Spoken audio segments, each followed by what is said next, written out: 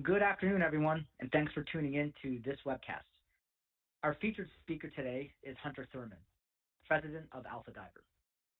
I've worked with the Alpha Diver team and Hunter over the years as I find their approach to consumer insights very complementary to the traditional data analysis I do on a day-to-day basis. As a reminder, Alpha Diver leverages neuroscience and psychology to understand consumer behavior. I've used their work over the past few years to understand everything from COVID reactions and consumer behaviors to real impacts to inflationary pricing and pressures on consumer behaviors. Years back, I challenged Hunter and his team to apply their measure to create a demonstratable leading indicator or a way to diagnose and even predict brand performance in an effort to find a predictive lens versus lagging indicators that are always backward looking. We're always in the search of looking for leading indicators, and so having worked with Hunter as long as I have, it's been very enlightening to hear some of his perspective because he kind of shares the why behind the numbers. Now you can connect the why and the numbers. Perhaps that can help create a leading indicator that everyone can use, for business planning purposes and from an investment standpoint.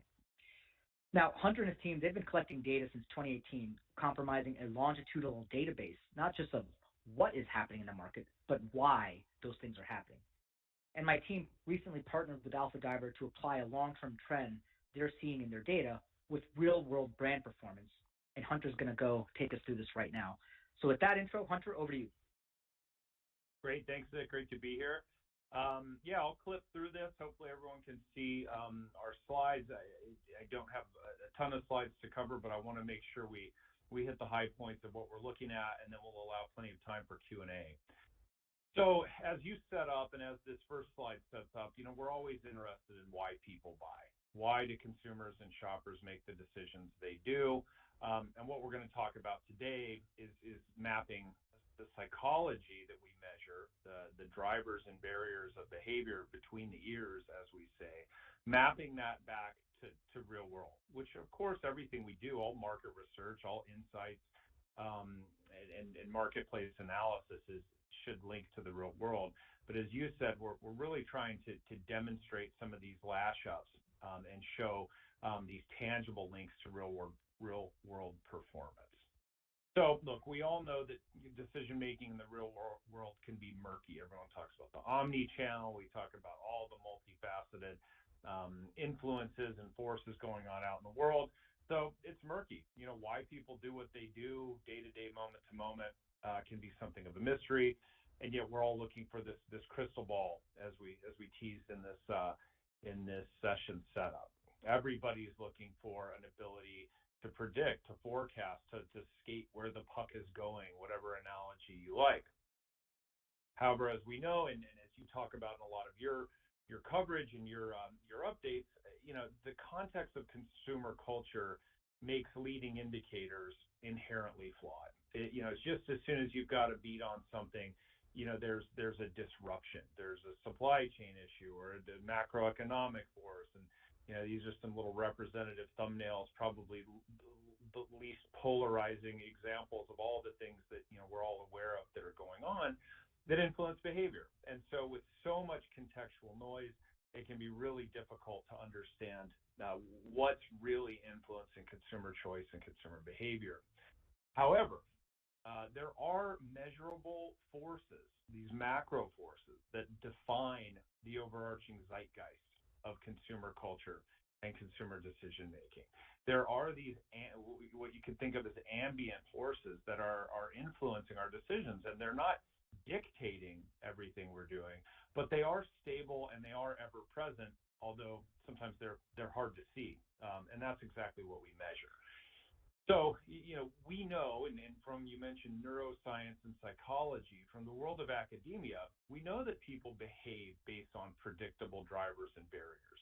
They make decisions based on, from the very functional and rational over to purely impulse, and they're hindered by things, on the bottom half of this model, like price, but rarely is that really what hinders consumer decision making. So today I'm going to talk mostly about these drivers. Daniel Kahneman's book, Thinking Fast, Thinking Slow, really popularized the idea of System 1, System 2. The concept being that system one is our subconscious. It's all the stuff, all the cognition, the thinking, the decision making that happens really unbeknownst to even a given person. And then system two being the rational, the tangible, the thoughts that we have access to that we can consider. And what's important to note is, over on the left side of this model is the function, all about practical options that make rational sense. That's the system two. And oftentimes, like if you set somebody in a focus group, that's what we think we think. We think we're making rational, logical choices at all times. And sometimes we are. Certainly, when you're doing your tax return, you probably are making very rational, choices. However, so much of what's going on in our lives and our decision making is in the subconscious. Sensory discoveries, social connection, and just what we call feel good impulse, just doing what feels good in the moment. Those are really formative in our work. And so, as you said, our database goes back to 2018. So we're fortunate to have the pre, during, and post COVID up to current. And so we looked at this. This is from our U.S. database, carefully controlled for REPPOP. So everything I'm going to talk about today is REPPOP for consumers 18 plus. Again, with a representative look at the U.S. So the big headline, you mentioned it and I set this up, this zeitgeist. So since 2018, we have seen this key mindset growing. It's very clear on this chart that the red line is going up. And I'm gonna illuminate these a little bit. But this is interesting to us when we basically set an index, a baseline of pre-COVID, if you look at the bottom left. So that dotted line starts at sort of the baseline pre-2018. You look into the pandemic, so June of 2020, that's like right kind of the height of the U.S. lockdown. You see that red line pop up. Then you see sort of what at the time was perceived as like the post-COVID era, December, end of 2020 through 2021. Then you can see that and this goes to the beginning of the summer, May of 2023, that red line pretty dramatically starts to increase. And what we're looking at here can be loosely defined in this way. So the red line is do what feels good to me right now. The population in general, and not in every moment, not in every context, but in general, there's a macro zeitgeist saying, look, do what feels good to me right now, because who knows what's around the corner, who knows what's around the bend, moment to moment, day to day. There's been a lot of pressure, and I've said this on this in calls with you before, Nick. I was very skeptical in the early days, and when some of these findings were coming back. My point of view being, look, yes, the pandemic and all of that has been certainly very potent, but it was not unprecedented. There have been pressures on people. But what we do see is that, in fact, fueled quite a bit by social media, which is a newer phenomenon, in our lifetimes, there is increase in anxiety. There is an increase in pressure. The heat is being turned up.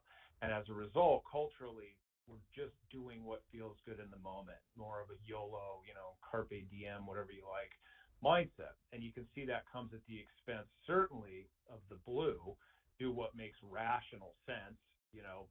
We've talked about this, Nick. I remember our call on revenge spending. There was a great article in the Wall Street Journal, and one of the quotes that pulled out was a guy that said, we've just decided that what we were going to do someday, we're going to do today. So you've reported on a lot of things, credit card debt, things like that. We're just not doing as much, responsible, rational things because all this pressure is causing us to want to seek relief and feeling better right now. And you can see that these middling ones establish social connection and agreement, function as culturally aligned in a culturally aligned way, and exploring new sensory discoveries. We're just kind of huddling in the middle. And as I said, the cultural zeitgeist that this reveals, and I don't think it's a big surprise to anybody, we want to feel better fast. I just want to do what feels good right now because the world is applying lots of stress. So lots of categories are benefiting from this. There's been a lot of things in food and bev, certainly, that have ridden this wave to a degree in spite of lots of pricing in the earlier part of the year. And so that's really the first big finding, and that's something that we've been looking at for years, and we've been using certainly in all of our work and in the guidance and discussions we've had with you guys. And so now I want to talk about this next chapter, this piece that we've evolved into and taken that psychological data and started to connect it to the real world. So what you see here, we did a study. We've actually been collecting data all through this year that we called the Bev 50, the Beverage 50. So we took the top 50 volume beverage brands and ran, if anybody's interested in it, that report's available. We recently did a deep dive with the team at Beverage Digest on sports and energy. So there's lots of insight on the beverage category overall. And what you see here is just some examples of those brands, certainly not exhaustive. But we have consumers within our measure, we're able to assess where consumers perceive a brand to fit. So for example, on this page, Dasani, Aquafina, Celsius, consumers believe that those are brands that are functional options that make rational sense. So if that's what's driving a category, that's what's driving a consumer in a space, those brands are performing that job. They're in that neighborhood, we sometimes say. You look at Starry, that's an interesting one. It's obviously, a huge PepsiCo brand, but it's new, along with AHA and LaCroix. These are new sensory discoveries.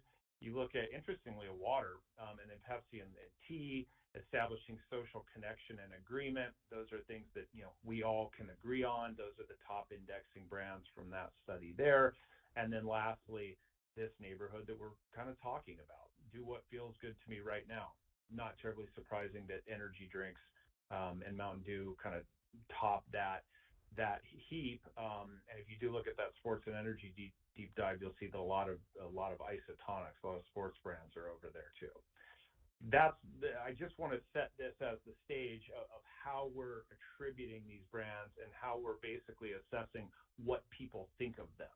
So in those brands' activation and strategy, what in consumers' minds are they driving? Which one of these drivers are they supporting? Are they representing? And so when we look at that, and as I said, transitioning into the really fresh data here, the big question, the $1 million, probably multi-million-dollar question is, does psychology equal dollars? So we're seeing this. I mean, certainly our scientists are really excited about the magnitude of that perceptual signal. That red line moving is a big deal in our data, but does that equate to real life, and how does that connect? So recall, this is just the red line from the previous slide I showed you. This has been going up. This feel good fast psychology is, in no uncertain terms, defining the zeitgeist, defining what we're all kind of feeling and thinking. And in looking at the brands, for that example I just gave, for this analysis, we worked with the RBC team and took 7 to 17 brands that I'm going to talk about. Or you can see that they're from a range of categories. And the way we selected these 17 out of the Bev 50 that we analyzed, is these had the specific characterization that they were middle of the pack in terms of what we call routinization. So routinization is like, this is part of my everyday life. I use this, it's habituated, to use the psychology term. It's something that is, it's a habit. It's something that I do. If you ask somebody, do you drink, Diet Coke? When it's highly routinized, I go, oh yeah, yes, I do that. That's something I self-identify with. All of these brands were middle of the pack in that regard. So they're in a little bit of no man's land in that regard. That they're okay. They're fitting in people's lives with some degree of routine, but they're not the strongest performers. And so that makes them relatively, and again relative to the rest of the Bev 50 in these data, makes them vulnerable. It puts them in that space that oftentimes is the most vexing. How are they going to do? Are they going to decline? Are they going to grow? You see there's some established brands, specifically some of the brands that have had some emphasis taken off of them, like Diet Pepsi, Diet Coke. But then there's Coke Zero, Body Armor, the Propel, Red Bull. I mean, there's some more established brands. So this is the space that, actually, what I meant to say is there's some smaller brands that have been sort of up and comers as well. So what we're interested in is, how can we find these brands that are kind of on the bubble, so to speak? What do we see as their prospects, and how can we forecast and predict their outlook? So this is those 17 brands by how strongly consumers, again, this RepPop US consumer sample, how strongly they perceive them to serve that feel good fast. So again, we don't just ask people, we have a more sophisticated measure, but what this is doing is saying, of those 17, Monster at the upper right is the most aligned with that mindset. When someone says, does this help you feel good now? Monster most emphatically says yes. And again, this isn't our opinion, this is consumer perception. Diet Pepsi does that least. So what we're starting to say is, all right, the consumer zeitgeist is feel good fast, do what feels good right now. How are these brands, arrayed out, perceived to do that? So those are the 17, and when we look at it, and when the RBC team took the sales performance data and we started to overlay these, this is where it got really interesting for us. So when we look at the brands, the lower ones, so the lower ones on that line I just showed you, they're less aligned with this impulse driver, this feel good now. Those brands produced the poorest performance relatively, either stagnation, stayed flat, or decreased in terms of volume sales. And so this is the RBC team used IRI as an overlay for volume, or IRI Circana, I should say. We see this correlation between the impulse feel good fast psychology and in this case a neutral or negative change in volume sales. The brands that were least aligned with that mindset, that consumers perceived to do that job the least, performed most poorly. We see the same thing on household pens. So the RBC team applied their numerator data, again correlating it with our data to say the brands that are least perceived to serve that zeitgeist driver that I've been talking about had not only a flat or negative change in volume, but also in household pen. Then, of course, the other side of that coin, the brands with higher zeitgeist alignment produced growth. So I mentioned a moment ago, like Monster is most aligned. Consumers perceive it to most deliver that help me feel good now, and you see those brands on this upper right quadrant. So we see this really strong, really clear distinction that we're excited about. It starts to show that not only does these metrics that I've been talking about up to this point guide how people feel about it, it guides what they're buying, what they're using, in this case volume sales. And then likewise on pen, again looking at Circana data, numerator data from the RBC team, we see that the brands that align more strongly outperform in that regard too. So to the question of does psychology equate to sales, in these data, yes. We see that, and I sort of glossed past it, but these data that the team looked at are 2021 to 2023. So this first half 2021 to first half 2023, it's an important point I glossed past. This is a 2-year trajectory. So over 2 years, you saw that red line that I was talking about, people just wanting more and more to feel good fast. You see that over a 2-year period, 2021 to first half 2023, a strong correlation in both pen and volume. So yes, we see in this data that in that case, psychology does align and does not only explain, but starts to provide prediction. And the predictive nature on this, so that red line that I was talking about, I'm sure we can talk more about this. I mean, clearly there's this wave, this kind of red wave, that brands can, and some brands are, whether they, are intending to or not, they're, those brands that have those stronger performance profiles are leveraging the psychology and then the associated heuristics, which is a kind of a $10 word from the world of psychology, but it's basically activational guidance. showing up in anything from promotions to communication to programmatic content. There are some very clear ways to serve that psychology. So brands can do that to position and activate in ways that let them ride that wave.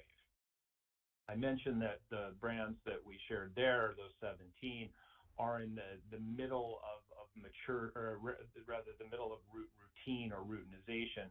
We do see in the data that brand maturity and scale can impact which psychological levers will perform most strongly. So, for example, you did not see in that list like Coke, Gatorade, Pepsi, like the massive mainstream brands. Those brands have a different psychological profile that they should likely serve when they get to that scale. So there is some variance based on basically maturity of a brand or a category out in the world. And I think this is, the most important point that I teed up a minute ago. We'll see shifts coming. We will see these zeitgeist drivers shift slowly, not week to week, really not quarter to quarter, but at sort of a quarterly level, we'll start to see these shifts. And that's where then we're going to start to see that red come down, and the purple and green, which I can go back to. I know these aren't probably immediately familiar, but this feel good fast is eventually going to start to come down, and explore and experience new things, and then create more cultural unity and more cultural agreement on categories and brands is going to start to increase. And so as we see that, and as we gather longitudinal data and see those consistently decrease and increase, that's going to be the real strong, predictor of when brands should start to work into those shifts, work into those zeitgeist drivers, and skate where the puck is going, as I said earlier. So happy to then answer questions. These reports, I know this webcast is going to be replayed. The Bev 50 that I mentioned is available on our website, or if anyone wants to email me, and happy to circle back, Nick, to anything you want to hit or answer any questions from the audience. Yeah, we do have a few questions. So I guess the first thing, for obvious question, is, obviously this focus on beverages, but could this be applied to other segments of the consumer products arena? Yes, it's a great point. So obviously we took beverage. We were interested in beverage. It's an interesting category. That's kind of an exemplar category. It's highly it's highly what's the word I'm looking for? Discretionary. If you think about bottled beverage, things like that. So there's some reasons strategically that it was an interesting use case for this one. But what we see in our broader data and our broader database and our broader work is that certainly that zeitgeist theme is true across, and we see other categories, whether food and bev or beyond, following suit. So we have not looked at them in as robust a manner as we did here, looking at 2-year data like your team helped us with. But we've seen consistently that other categories are experiencing similar impacts. So long answer to a short question, yes.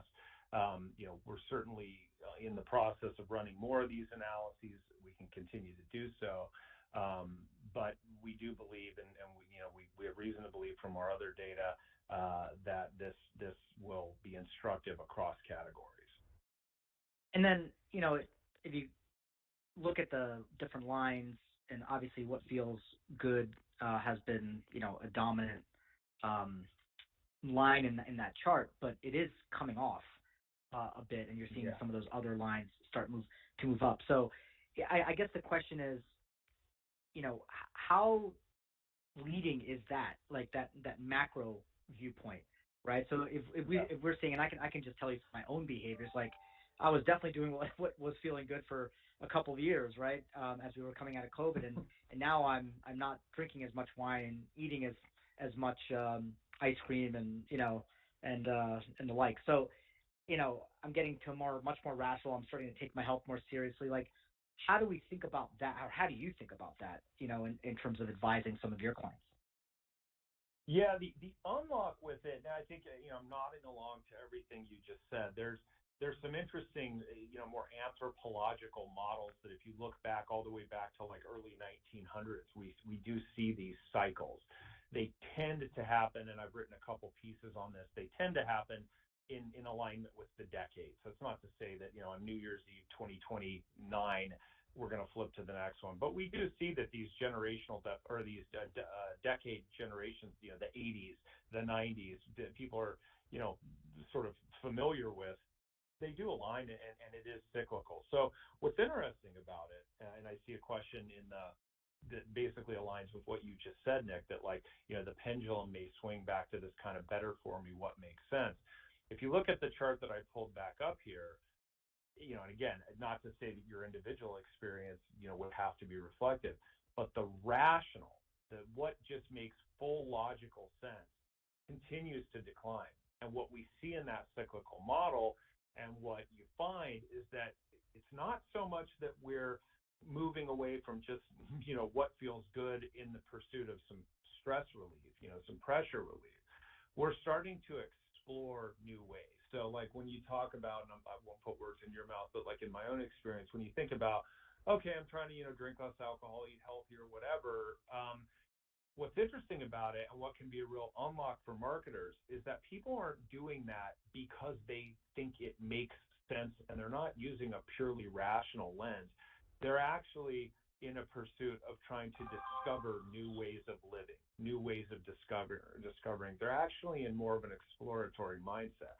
So, for example, better for you would not necessarily be defined as, low sugar, low salt, the more conventional rational metrics behind, quote, better for you.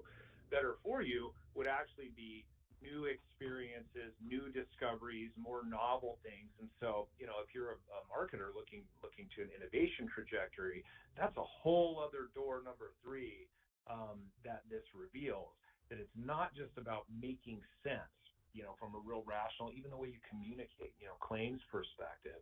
It's not all rational. It's actually about exploring new things, and discovering new. And we've talked about some of these things, some growing. I think we did it in a snacks call the other day. There was an example about chickpea brand from Frito-Lay.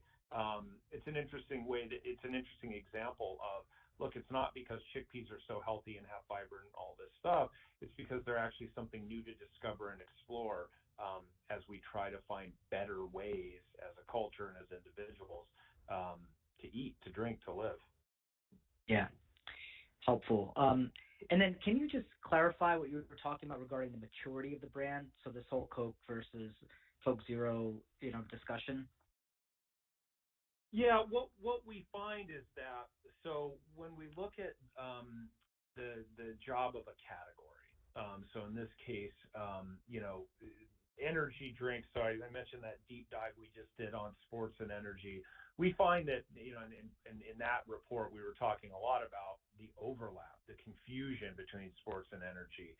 And what we find is that both sports and energy, consumers perceive to do this job, do what feels good to me right now. And what we find is that when you're a massive brand, a category captain type brand, you really do need to align to the category space. But your innovation should look beyond it. So there's been a lot, especially in energy over the past year, acquisitions and all sorts of movement. It's instructive to say, look, this is what job the master brand is doing, and it should be doing it. If you're Red Bull, you should continue to do this. But from an acquisition, a portfolio, or a corporate strategy standpoint, you want to look to these other 3 neighborhoods, these other 3 directions to add additive experience. And I used the example the other day, talking with Dwayne Stanford about Gatorade pods. Everyone goes, oh, Gatorade pods. Those they're rational, right? They're over in the blue. They make sense. You can carry them with you. You're not transporting water. There's lots of rational reasons. But what's easy to overlook is that they've done in their activation, they've done a lot of like with this app, this personalization, which is actually in this purple neighborhood. It's actually in this new sensory discovery to explore and establish. So just by way of example, Gatorade Sports drink is over here and Do What Feels Good to Me. Gatorade Master Brand is there. I can tell you, I know it's not on this slide, but it's over there, and it should be. But there's huge incremental potential over in these other areas, and it's just an interesting example of something like pods might not be a functional, rational play. It actually, via that personalization that they're perpetuating, really might be in this new sensory discovery. So big brands should, dance with the one that brung them, so to speak, stay in their category, or stay in the space that drives the category, but then use innovation in these other spaces. Whereas up and comers, so like Alani Nu is one in the energy space, or Celsius is a good example. Celsius is on this page over in the functional. Alani Nu is in the new sensory discovery space. They've had some interesting growth. They've gotten on the map by zigging where the category's at. So even though energy is over in the Do It Feels Good right now, those two brands have had some ascension in other spaces. So up and comers, it pays to be different. But what we find then is that over time, if they really want to establish themselves as a true established brand, they're going to have to somehow serve the category drivers. So if you're Alani Nu, somehow you need to be aware, or Celsius, you need to be aware of this Do What Feels Good to Me now, because you can't just be novel and different and get to that level of like a Red Bull or Monster in terms of volume and stability. Got it. Yeah, and of course, those brands have had some tremendous success, but they're also getting a lot of help from new distribution, which is why the growth rates look so compelling right now.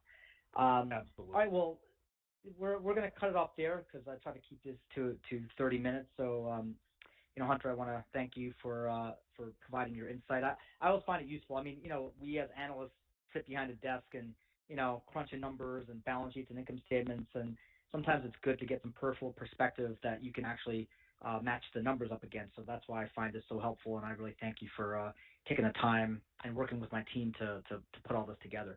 And for everyone else, have a great day. And if you have any follow-ups, please reach out to me or Hunter, and we'll be happy to help. Thanks, Nick. Thanks, everybody. Yeah, thanks, Hunter. Bye.